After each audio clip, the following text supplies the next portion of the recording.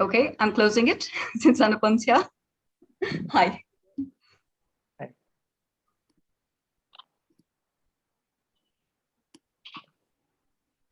Hi, sir. Samiksha, good evening. Hi, Samiksha. Good evening. Good evening. Very good evening. So we are good to go whenever you're ready. Yeah.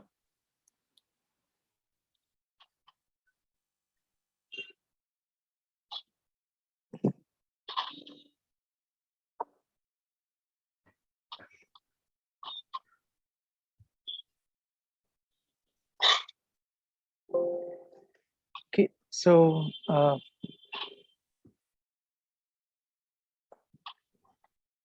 we haven't the participants are in the frame now or not yet?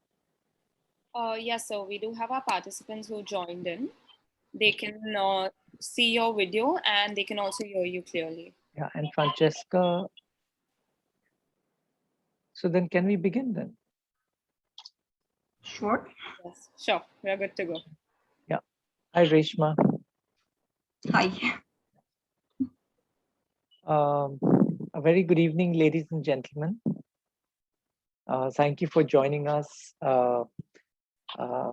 once again for this very, very popular series by Dr. Reshma Nair on Italian works of art. This time, as you're aware, we're picking up 10 lectures related to the Rinascimento, the Renaissance. And Reshma is going to take us along in her inimitable manner across paintings and sculptures and relief works. From today, we begin with Ghiberti, The Doors of Paradise at the Baptistery in Florence, in Firenze, just opposite the Duomo. And then we move on to other masterpieces. We go and touch upon the works of Botticelli. We do Michelangelo. Do we do Michelangelo, Reshma? Yes. Yes, and I suppose a bit of Raffaello and others. So welcome on behalf of the CSMVS. If I may have Francesca. Is Francesca there, Francesca?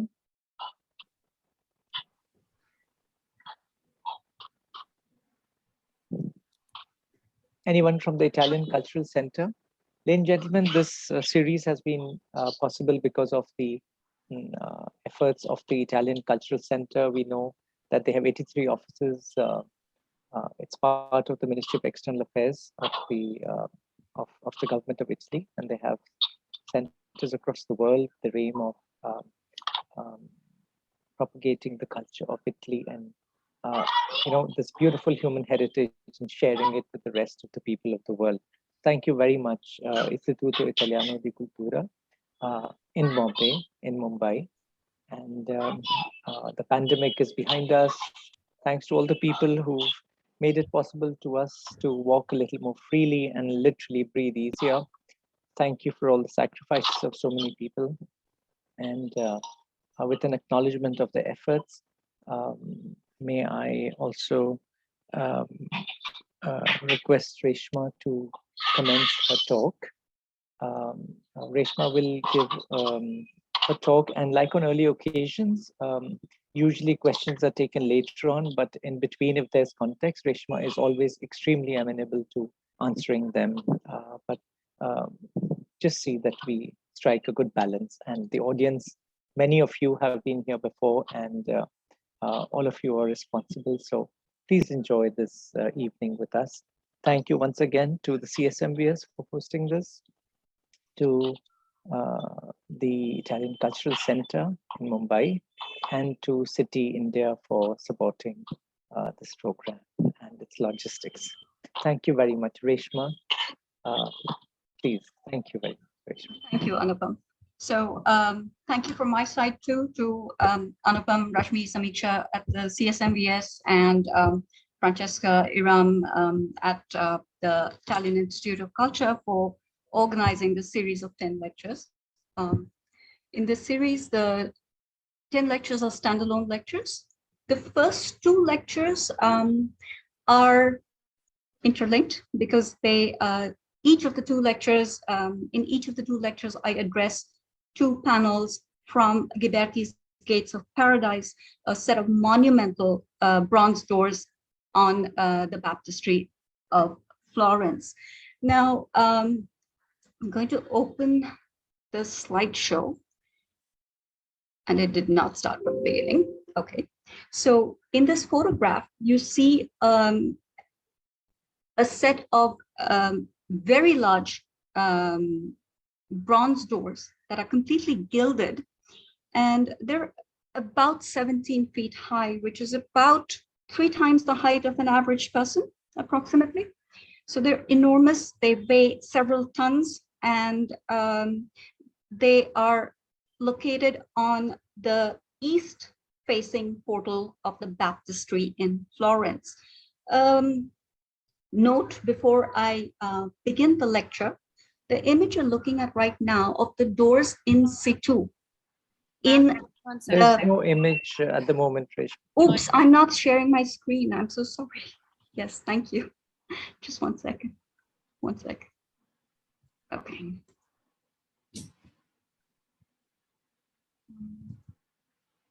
Okay, do you see my screen now? Yes, it's good for me. Can you just make it full screen though? Yeah, I'll start the slide. The thing is, once I start the slideshow, I can't access the share screen. So I just wanted to be sure. Okay. Yeah. Okay. Good for us. All right. So you can see the title slide now, right? Yeah, good for us. Okay, great. Thank Okay, you. sorry about that. So the image you're looking at right now are of the doors that are on the east portal of the Baptistery in Florence. Enormous doors, very heavy, very lavishly decorated. The specific set of doors that are in situ in that location right now are a replica. The originals are in the museum of the cathedral, which is just a short walk away from the cathedral and the baptistry. So just to be clear, I have some photographs of the actual panels, and some are of the replicas.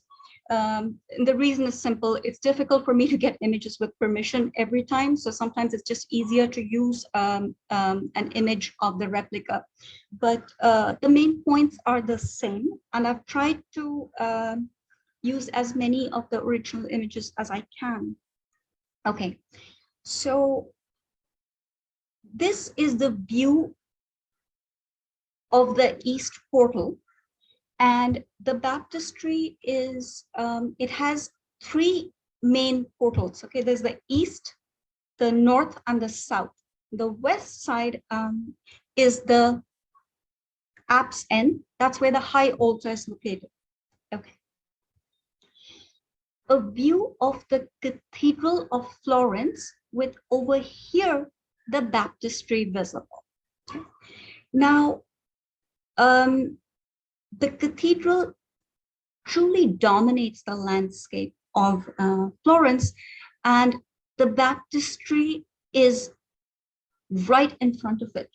It's really important to understand, before we even look at any images of the decorations, how important both these buildings were to the fabric of Florentine life at the time that we are talking about. So the baptistry was where every newborn child and a lot of adults were baptized. So the ritual of baptism took place in the baptistry. In addition, there were numerous occasions on which ceremonial processions entered the baptistry from one door and exited from the other. So you would have processions often with the bishop, who was had his seat at the cathedral. And I should add one more thing. This is the week of Italian language in the world. So I've made a little handy cheat sheet of certain Italian terms that are really relevant. Firenze, the city of Florence. The word La Cattedrale means cathedral. So every Italian city has numerous churches. And the most important church is the cathedral. It is the seat of the bishop. Okay. It is also, the cathedral is not just the Cathedral of Florence, any cathedral is also referred to by the word Duomo. So if you hear somebody asking for directions to the Duomo or saying, let's meet at the Duomo, they just meet, let's meet at the cathedral. Okay. If you don't know Italian, you should just beware of a false friend. The word for dome in Italian is cupola. Okay, so if you hear Duomo, you tend to think it means dome. It doesn't, it means cathedral. Okay, Baptistero is the baptistry, and the specific gates, the specific doors that we're talking about in this lecture and the next one are called the gates of paradise. The reason is quite simple. Michelangelo, who is a native of Florence, is recorded as having said that these specific doors were so beautiful that they were worthy of paradise. And the name Gates of Paradise has stuck to our day. They're referred to simply as the Gates of Paradise. Now, as I mentioned, the baptistry has 3 entrances. So each of those 3 entrances has monumental bronze doors. And to make things confusing, Ghiberti has created one of the other sets too.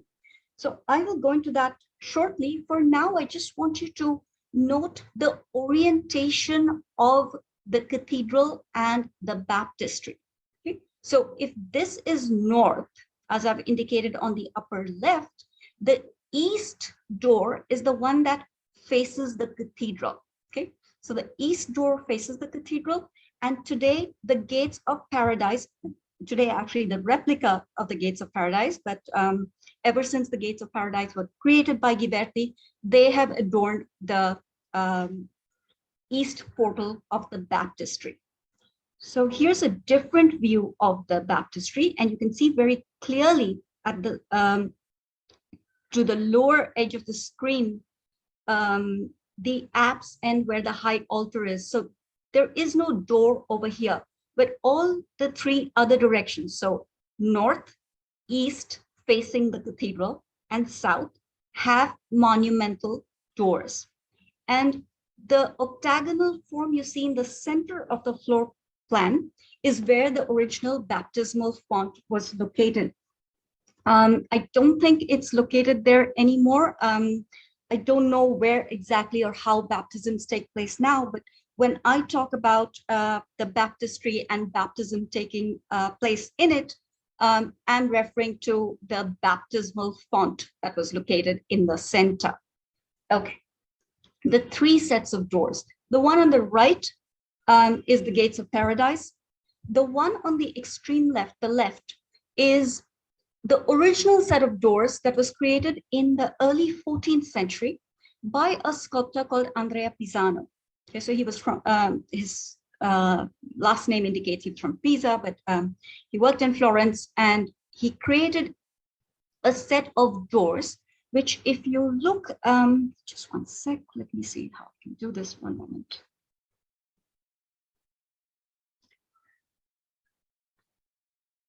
So 2 doors, and in each door there are 2 columns and 7 rows, so a total of 28 panels, and each panel has as its basic form a quatrefoil shape, which is the figure field. Okay? So on the left you have Andrea Pisano's set of doors.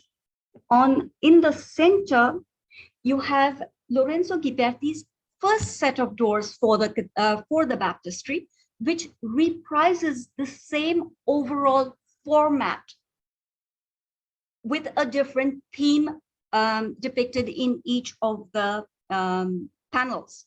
And on the right, you have Lorenzo Ghiberti's second set of doors for the baptistry, in which he uses a completely different format, which is a square, and some of those panels are the ones we're going to be looking at in this lecture. So very quickly, the subject matter of the first 2 sets of doors. So on the left, the original set of monumental doors for the baptistry had scenes from the life of John the Baptist. Very appropriate because you have baptism being performed in the baptistry. St. John the Baptist is the patron saint of Florence. So on the monumental entrance door, you have scenes from the life of St. John the Baptist. In the second set of doors, in the center, which is also the first set of doors done by Lorenzo Ghiberti, you have scenes from the life of Christ. Okay, so New Testament scenes. And in the final set of doors, the gates of paradise, you have scenes from the Old Testament.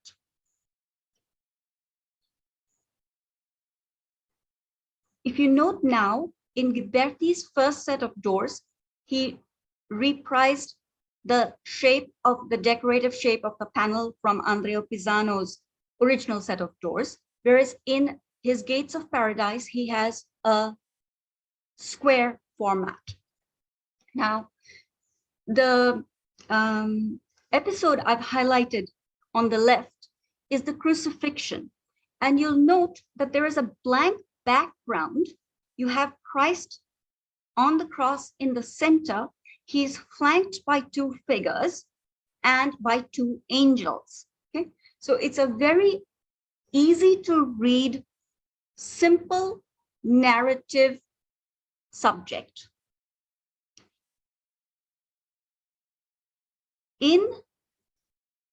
I'm looking at the top left panel on the Gates of Paradise, which has multiple scenes from the story of Adam and Eve. Okay, so you'll be able to see here at the lower left. Let me mark it out. Oops, excuse me. The creation of Adam, then you have the creation of Eve, you have the temptation, and finally the expulsion from paradise of Adam and Eve. So whereas the earlier two sets of doors had monoscenic compositions, a single episode from a story on each of the panels, Ghiberti integrated multiple episodes from a story onto a single panel. And this is a first in relief sculpture. So this kind of composition appeared in painting, but not in sculpture. And it appears here on the Gates of Paradise for the first time. The individual panels, we can see, I think 1, 2, 3, we can see all of them. Here are to be read chronologically, or I should not say to be read chronologically, appear chronologically. So on the upper left, you have, let me just put the numbers to make it easier, just a moment. So 1, 2, 3.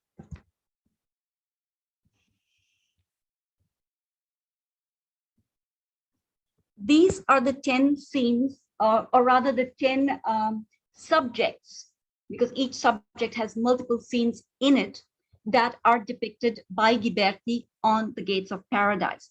In the next lecture, that's 2 weeks from now, I'll talk a little more about the reception of these scenes, because keep in mind, when we look at a photograph like this, when the doors are closed, which they usually are, it's easy to view them chronologically.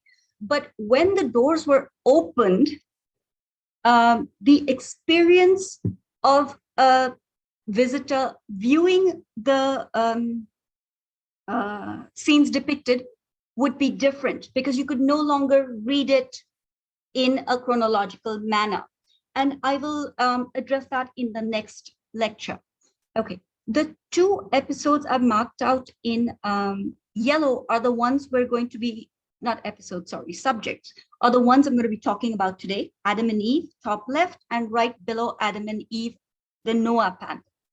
And 8 and 9, Joshua and David, be talking about in the next lecture. Okay, a quick overview of the Joshua and David panels from the next lecture. These two panels are amongst a group of panels in the Gates of Paradise in which there are numerous figures. Okay? Unlike, for instance, let me just go back to the Adam and Eve. So here you can see the multiple episodes which are arranged in a manner that makes it quite easy, if you know the story, quite easy to decipher. Okay, and when you come to panels like these two, there are so many episodes and so much happening, it requires more of an effort to decipher the individual episodes. Okay, again, the orientation, just so we're clear, the east doors over here, this, oops, just one moment.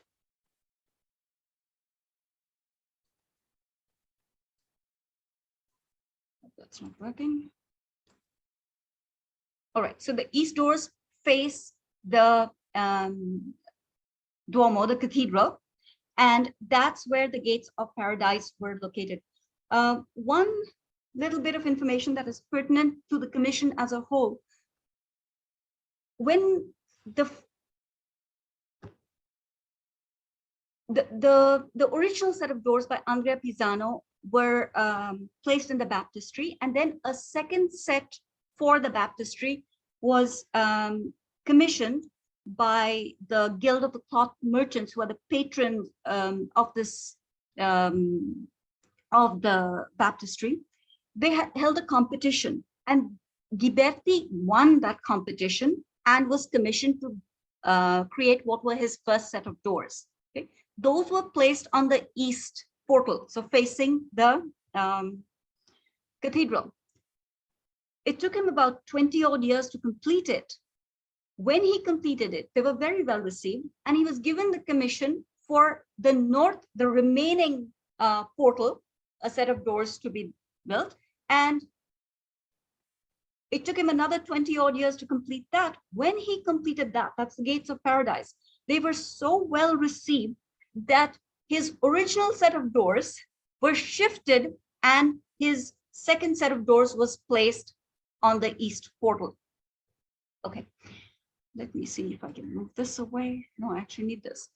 I've included over here an excerpt from Dante's Inferno. You can just read. On top is in Italian, in the bottom is in English. The part highlighted in yellow. Okay, basically, when Dante is in Inferno, he speaks about an episode that happened to him because he was Florentine. He was in exile. He talks about the time that a specific time that he was in the baptistry of St. John in Florence, and in the baptismal, he says, in the holes of the baptismal font, I saved a young child from drowning, and I broke a bit of it to pull the child out. Okay, so let me just explain what that means. One moment.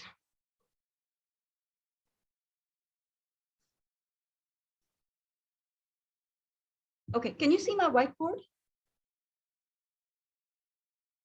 I'm hoping you can. Yeah, good for us. Okay, great. So I told you that inside the baptistry, the baptismal font that was in use at the time the doors were commissioned was octagonal and in the center. Okay, so it looked something like this.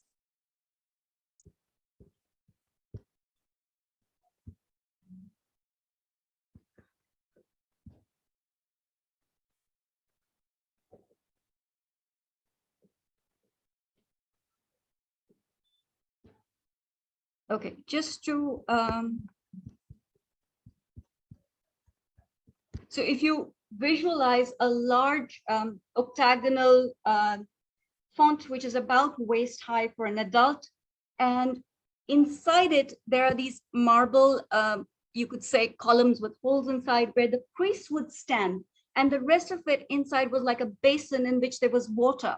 So when the babies were brought for baptism, or even adults, they were immersed in the water inside, but so that the priests could also be inside but not get wet, they were standing in these holes. And apparently what Dante says in the Inferno is that one day he was in the Baptistery of St. John, and he had to break one of these structures to save a child who had fallen inside. Okay, I think now I can get back to the slide. Okay, so that's the background for this passage that I selected. Now, if you look at the part in yellow, and I'm just going to read the part in English, he says, "My own beautiful Saint John." When he's talking about my own beautiful Saint John, he's referring to this building, the Baptistery of San Giovanni, okay, which was such an important part of every Florentine's life. The commission for the doors of the baptistry were probably the most prestigious commissions that went around. And the fact that Ghiberti's second set of doors was commissioned for the north, but then was placed in the east, speaks to just how beautiful they were and how well received they were when he created them. Okay, one last point before we look at the panels themselves.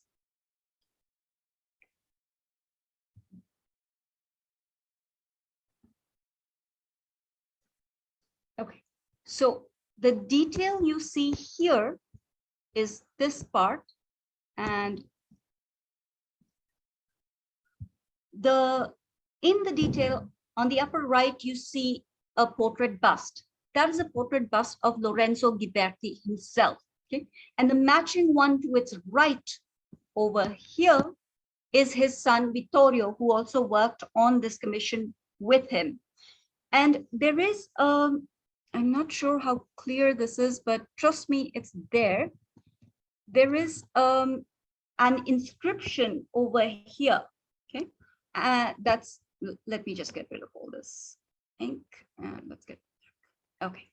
So, oops, excuse me.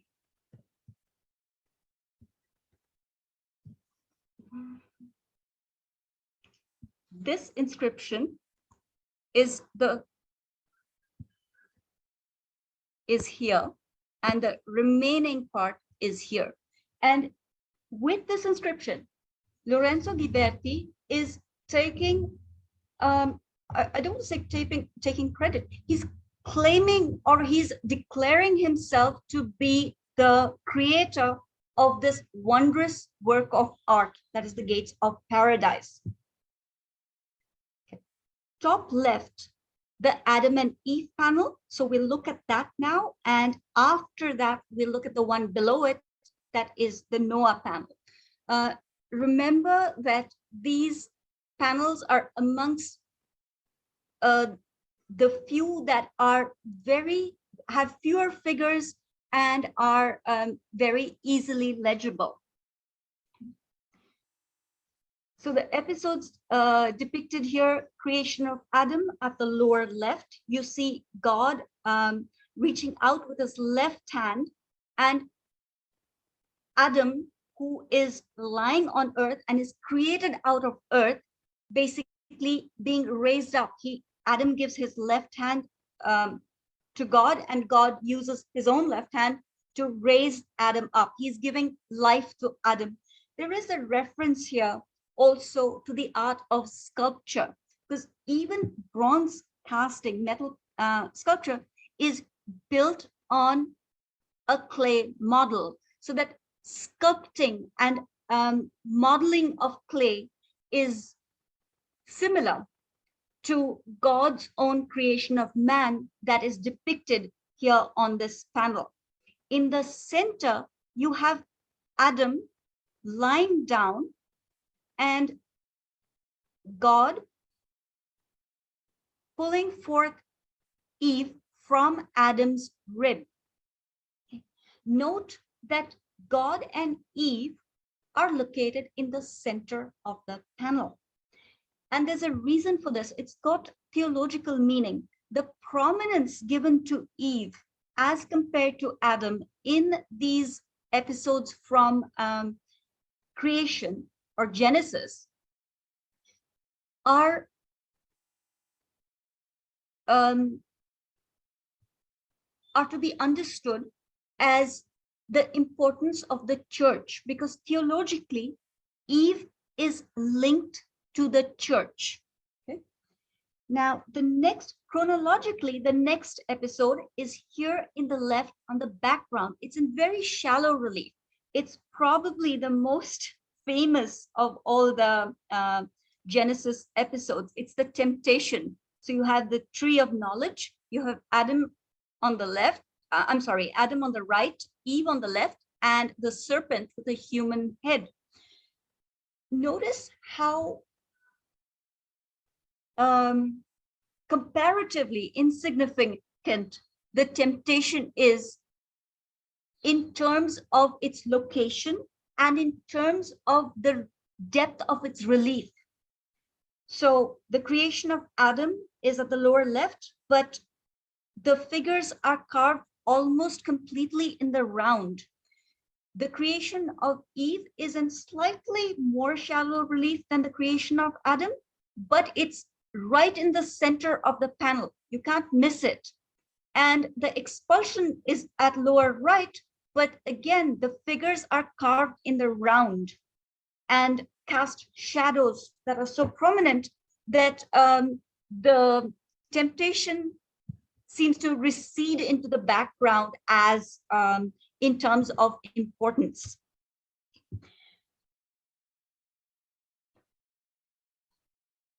A quick excursus into theological meaning.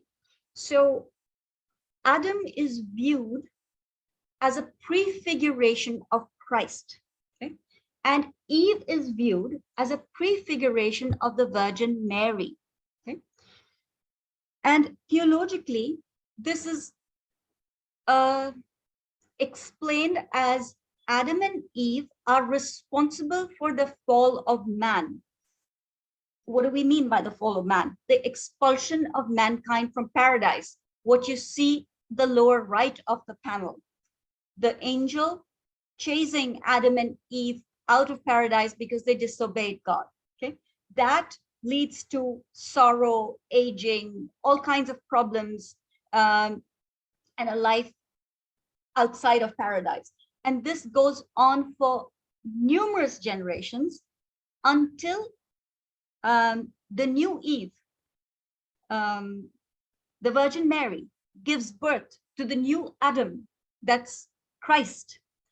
So Eve and Mary are, you could think of them as two ends or two bookmarks. Eve starts the fall of man, and Mary is responsible through giving birth to Christ of enabling man to return to paradise. Okay, how she enables man to return to paradise? Because through Christ, because Christ, who is the second Adam, lived a blameless life, but died a very painful death to redeem mankind. His death, he chose to suffer for no fault of his in order to redeem mankind. So Christ is viewed, keep in mind, this is all theological. It's these meanings would have been quite apparent to the humanists of the time, who were very conversant with the Bible, with the study of the Old and the New Testament. It would not have seemed like something unusual. Okay, I come back to what I said earlier, that in the creation panel, the panel of Genesis, the panel of Adam and Eve, the prominence given to Eve is quite unusual. Okay, as I mentioned, Eve is the central figure, and all of this ties into Eve's prefiguring the Virgin Mary, her role as the person who starts what is ended thanks to the Virgin Mary. A beautiful image in color. You see on the left the scene of the temptation, and you can compare over here the depth of the relief. So the fact that the Adam and Eve figures in the temptation are smaller and in shallower relief, very shallow relief actually, visually suggests they are in the background of this physical space that Ghiberti has depicted. One other point that's really important. So if you look, let me get the pen out. Okay, so oops, excuse me.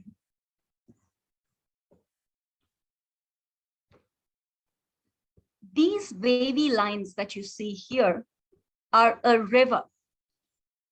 In the context of a baptistry, any depiction of water has a reference to baptism. Okay? So while the story of Adam and Eve doesn't directly relate to baptism, the appearance of water, the depiction of water is a reference to the function of the building as a whole, the building that is decorated by these doors. A detail of Adam and Eve being expelled from paradise. I'm going to compare this with a contemporary painting by Masaccio, okay, which Masaccio's painting is on the right, and it was studied by all the artists of the time. It was extremely famous for decades after it was painted. And note the difference in the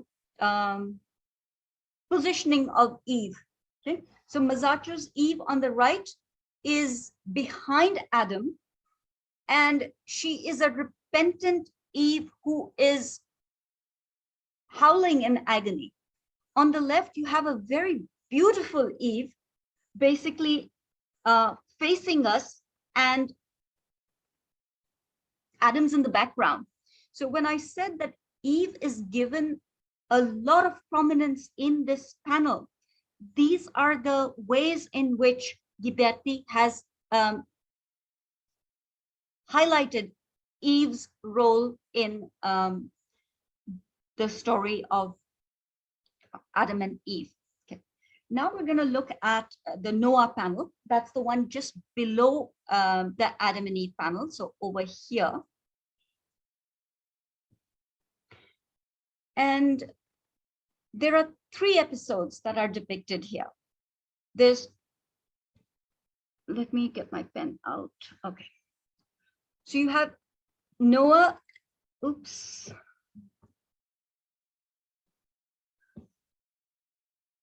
And his family and various animals and birds exiting the ark. Then you have the sacrifice of Noah. You can see here a brick altar and there are flames, so the sacrifice happening. And finally, this scene of the drunkenness of Noah.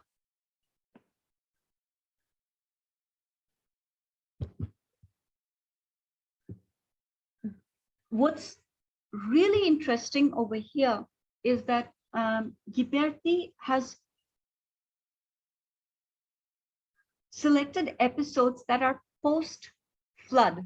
So it's after the flood. Remember what I told you about baptism and water and scenes with water being traditionally used and linked with the ceremony of baptism. So here you have the ark that has come to rest on a mountain, and Noah and his family exit the ark. And after that, he performs a sacrifice. And then there is an episode of his drunkenness. So Noah was the first vintner. He grew grapes, made wine. He drank a lot of wine. He was drunk one day. And while he was lying in his tent, his nakedness was exposed. And he had 3 sons. One of his sons, called Ham, entered, saw his father naked, went out and told his brothers, he's lying there exposed. So the other 2 brothers took a garment and walked in backwards so that they would not see their father naked, and covered Noah's nakedness. And Noah, when he wakes up, basically curses Ham while favoring the other 2 sons. So in a gist, these are the episodes that are depicted here. If we look at the shape of the ark, you'll notice something really interesting.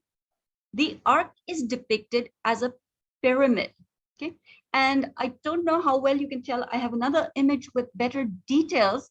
There are little X's over here. There's a single X here, 2 of them, 3 X's, 4 X's, and 5 X's. And then you have 2 X's and 3 X's here, and there's another. Okay, here's an image from the replica panel, not the original. And you can see, let me just zoom in. So you can see the X's clearly, okay? 1X, 2X, 3 X's, 1, 2, 3, 4, and 5. And over here, you can see 3 C's. These are measurements from the Bible. Oops, just one sec. Let me just get my PowerPoint up again.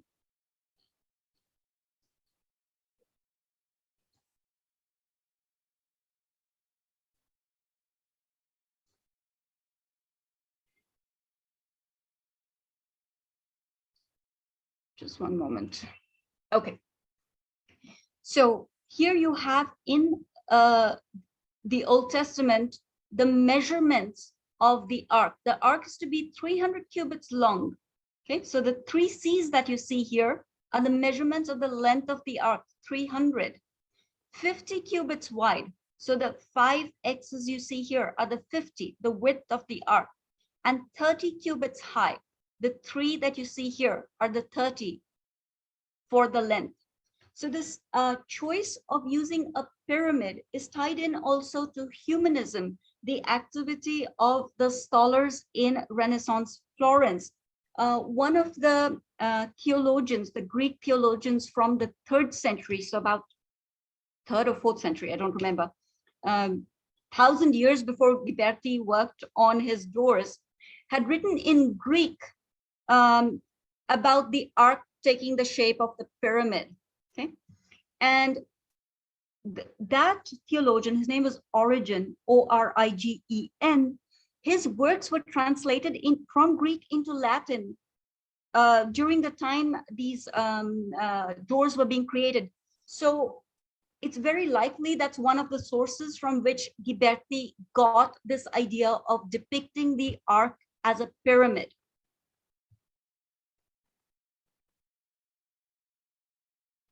Note here, so this, let me just mark that out, one moment. The detail on the left is the portion I've circled. So the 2 sons of Noah, who are carrying a cloth with which they will cover their father's nakedness. And I want you to compare their legs. So you see the son at the left, who is closer to us, and he is carved, his figure, look at the entire panel, look at his figure here. You can see the shadows it casts, right? It's carved almost in the round. And the brother on the right, who is further into space, into the space depicted, look at his left leg, the shallow relief used. The way in which Ghiberti has modeled his composition to imply depth, not just by the physical depth of the figures, but also in the way in which they are carved. It's a little like the temptation scene in the Adam and Eve panel, which is in low relief, which suggests they are way into the background. Here, the low relief suggests that this figure is further into the background than the one sculpted in the round. One other point I'd like to make is about the drapery. Compare the drapery of these figures with this group, and especially the fluttering drapery that you see here.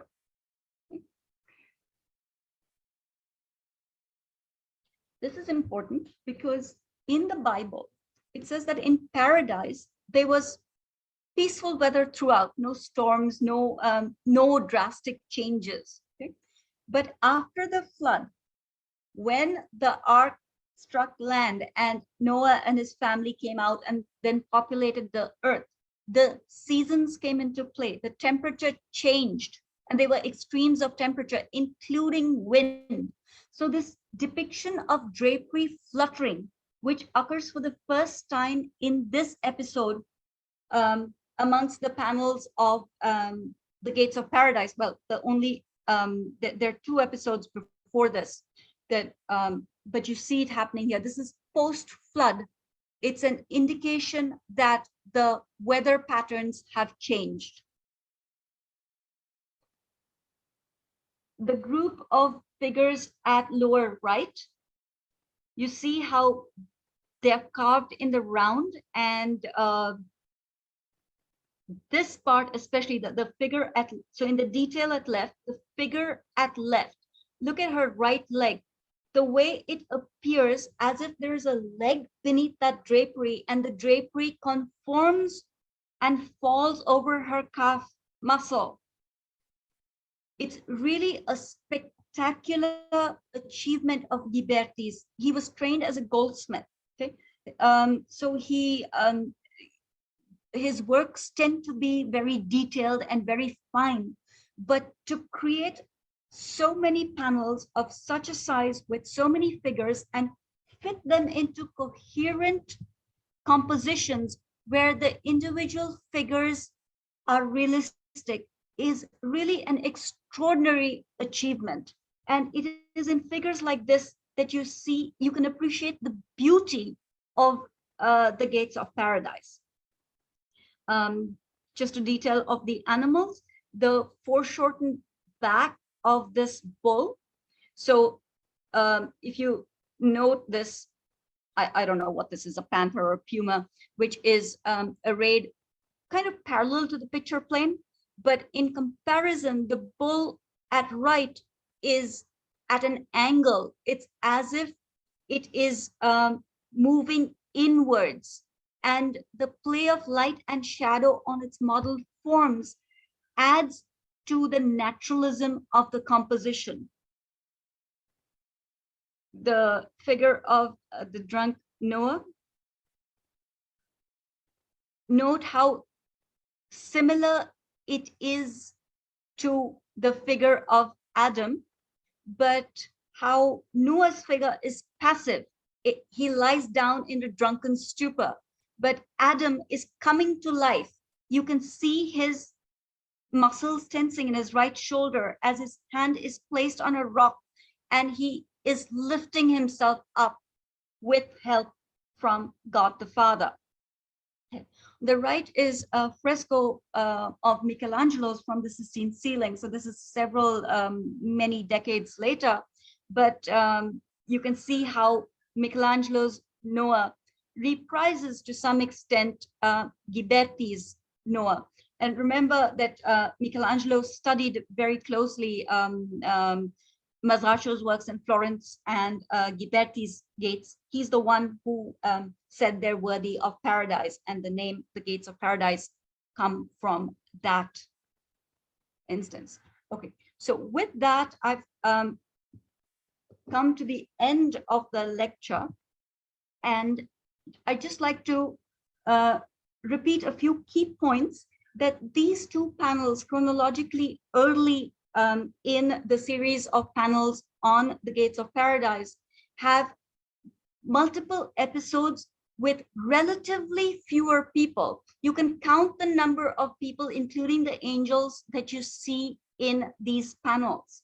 Okay, you can count them without too much of effort. In some of the later panels, which are placed lower on the door, the numbers of the people depicted increase exponentially. And in his writings, Ghiberti even refers to that, about how good he was at depicting crowds of figures. And I'll talk more about that in the next class.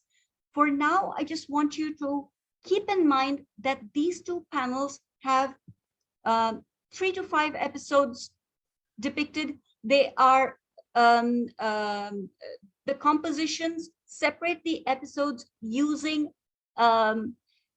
landscape settings, and it is quite easy, if you know the story, it's quite easy to identify the episodes.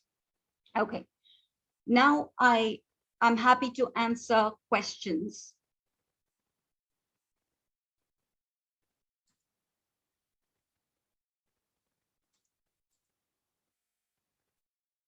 If I can figure out how to stop sharing. Just stop share. Yeah, I just saw it. Thank you. Reshma, this was very beautiful. It's phenomenal how, when someone, and especially you, when you guide us towards seeing something. So I have to say for a moment, I'm sorry to interrupt, but it's the work is beautiful. It is. It's beyond stunning. And when you go into the details, I mean, the amount of, I haven't even touched upon, there's so much in it. Yes. It's just stunning. Sorry. It is no, it is really beautiful. And when someone draws attention to the details, that is really what appreciation is about, while our minds, and of course we're seeing these things not just with the eyes but with our own sensitivities and sensibilities, but when someone draws our attention towards particular things, the experience is so much more, it flowers and blossoms, so to speak. So thank you very much, Reshma, for this. But My it's really, pleasure. really beautiful. And I think I'll just let the, our wonderful audience just, please go ahead. It's not just questions. It is things you felt, experienced when you saw these very, very beautiful, works of art. Each of them, each panel is a work of art in itself. So yep. Please feel free, ladies and gentlemen.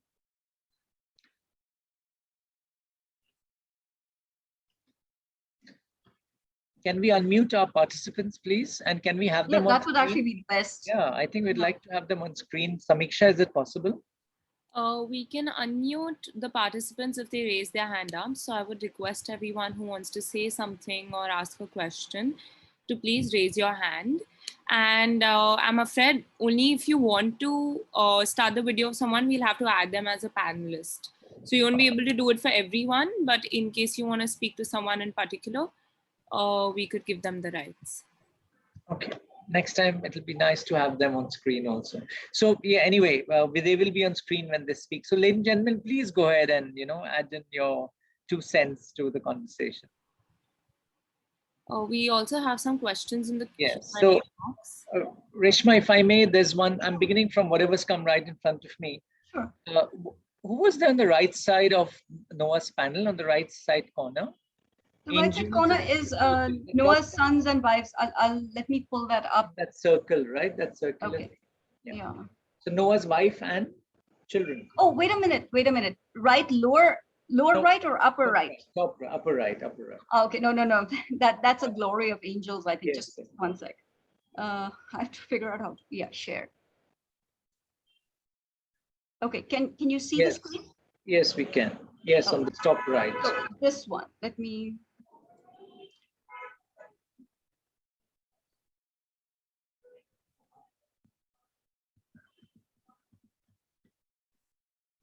Okay, So this is what you're asking about. That's God surrounded by a glory of angels. Yeah, this one. Yes, God's God the Father. glory. And you can see the angels with the wings, and God's iconography is pretty standard. Yes. Yes, Adil, you're absolutely right. It makes much more sense now, everything, isn't it? and Sushma Kothari asked, do the gates have many additions? I'm so sorry, I didn't understand. What? When they commissioned these gates for the Baptistero, for the baptistry, were there other additions, or that's it? This was the gate that was created. The panels, were there any more copies of the panels created by the artist or his studio? No. So, but there's a very, I think I know where this question is coming from. There's a very famous panel by Ghiberti of the sacrifice of Abraham and Isaac. Remember, there are three sets of doors for the baptistry. The first is Andrea Pisano's, and the second two are Ghiberti's. The Gates of Paradise are Ghiberti's second set. Okay. The first set was not awarded to Ghiberti. Ghiberti had to participate in a competition. Okay.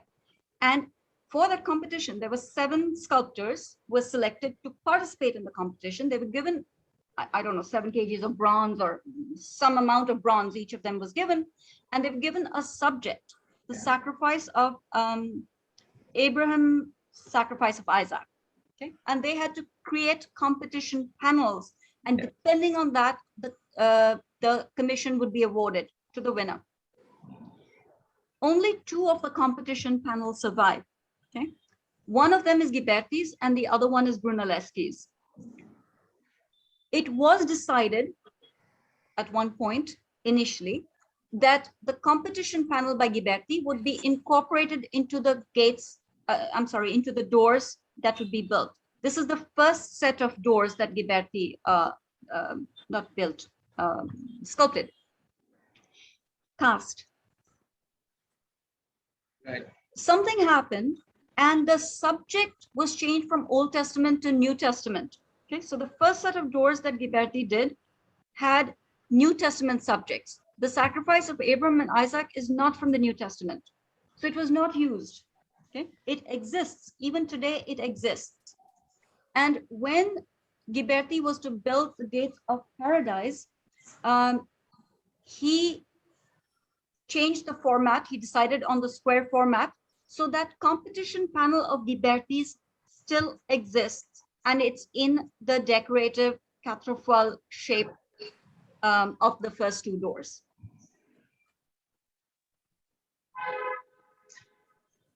And Hasid said, would you like to ask the question yourself, or should I just, there's nobody raising the hand, so I will read out the question. Hasid asks that, are there any preparatory drawings? Thank you, Hasid. Are there any preparatory drawings by Ghiberti that went into preparing these relief sculptures? Okay. To be honest, I don't know, but I have to imagine yes. But the answer to that is easy to find because there's an excellent 2-volume monograph by Richard Krautheimer that is freely available on the internet. So if you just go to the plates and start scrolling, you would probably find preparatory drawings for this. But I don't know the answer, I'm sorry. And was the use of square unusual for its time as a frame format? Or it was just part of the design? I don't know if it was unusual for the time. I mean, were there other doors with square formats? Probably. The use of, let me just step back a moment, okay? Whatever the shape of the panel might be, okay? In sculpture, to have multiple episodes depicted within one panel was new. So that's what is one of the big innovations in the Gates of Paradise. You see this happening in painting. You see it in Masaccios paintings. We looked at the Expulsion there are other paintings in the same chapel where there are multiple episodes from a story in one panel. But that had not happened in sculpture. Ghiberti was the first to do that. Right. And Sushma is asking, what does gilding mean? Only the upper coating is bronze. Do you? No, gilding has to do with the gold color. Okay, so the body of the doors is in, let me just go back to the image with the 3 sets of doors. It'll be easier to explain with that. Okay, so the body of the doors is in bronze. Okay, both the sets of doors that you see here, the body is in bronze. Okay? You can see that in here, you can see portions are marked out in gold, right? They're highlights in gold, if you will. That is gilding. In this, the entire panel is gilded. There is actually, even the gilding, it's intentionally, it's not an even surface. There are variations even in the gilding. So that's a whole different matter.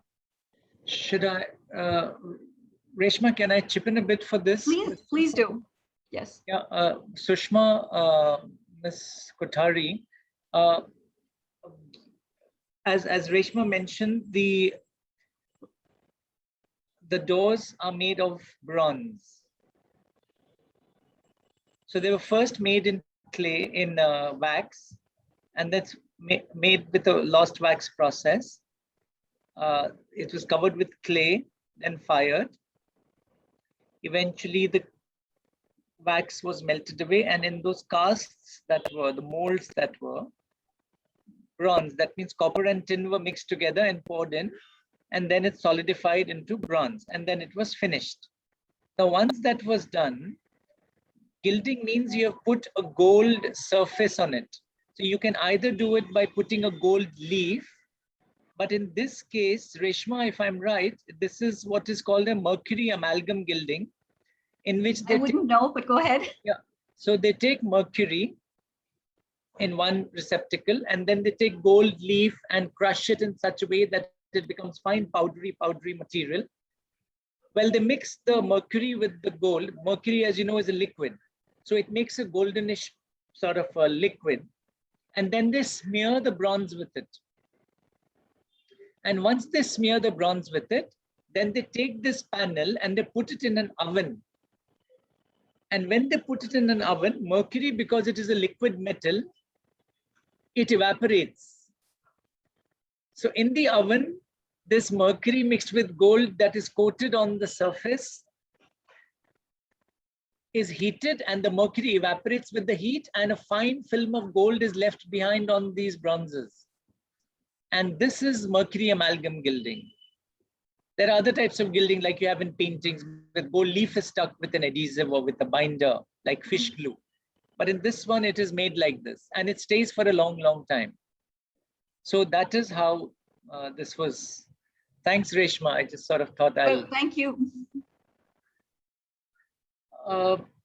Hema asks Reshma that the ark as a pyramid, that was a surprise. Possible to explain this? Yes. The easiest explanation is that the humanists of the time, the scholars of that time, were reading Greek texts, translating them. And in those texts, you have one of the church fathers who describes the ark as a pyramid, and that seems to be the source of it. Okay. Then there's something. No, I'm going to go through the mesmerizing, Reshma, fantastic, as usual. I'm going to skip those for a moment. I'm going to go to something like any similarities to the way these multiple episodes were shown in Buddhist paintings from the Jatakas. I'll leave you to answer that. No, I think I'll call Adil, Mr. Adil Desai. Adil, I'll call you for a cup of coffee and we'll talk about it. I'm so sorry, but I'd be talking rubbish if I try to answer that. So But no, but Adil is in a way right. I mean, these are multiple episodes, like you showed for in the Genesis, the multiple episodes. Yes, Adil also. And if you see, it follows a sequence. In some cases, the sequence is not linear, because, for example, you have Adam on this side, as Reshma explained, and then you have Eve, and then creation. So it's going like that. In many Buddhist paintings, the narration is in Hindi. In Indian terminologies, they call it Reshma Sarpachal, as the snake winds. Okay. So the stories run as so when we read mural paintings and other things in India and these Jatak stories that Adil is saying, we would go as the snake winds its way. Okay. And in Greek, they call it, in Western artists, they call it like bustrophodon, if I'm pronouncing correctly. It's a Greek form, as the ox plows. Okay. As the Interesting. I ox didn't even know plows. that. So Okay. the ox will go like this, then this way, then this way. So very similar, both cultures, about narration of sequences in these stories. Yeah, I would just add one very basic observation, that in Renaissance art, the emphasis is on believable space. So the proportions and the positioning of the characters, even if they're not chronological, they will appear naturalistic. There's a very conscious and concentrated effort to depict the figures and the placements in rationally believable space. So proportions and placements are crucial elements of a Renaissance composition, which I think are not very important in Buddhist art. Right. I think these are the questions for today, and we've reached our time, and we're going to stick to our 1 hour sessions because there are lots of engagements of people after this. And so, ladies and gentlemen, this is just the beginning. This is just the beginning, and Reshma will be here to enrich us even more, richer than even the gold on these gilded. Okay, so. Thank you once again, Reshma. Thank you, Italian Cultural Center, CSMVS, City India, and all you lovely people who've joined us once again. Thank you, ladies and Thank gentlemen. you to everybody who's attended. Thank you very much. Okay. Thank you. Bye.